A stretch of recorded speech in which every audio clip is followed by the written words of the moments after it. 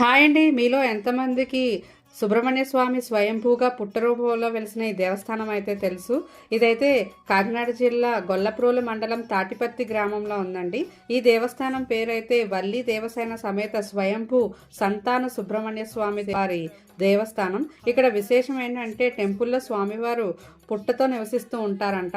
ఈ పుట్ట వయసు 87 సంవత్సరాలని ఇక్కడ అర్చకులు అయితే చెప్తున్నారు.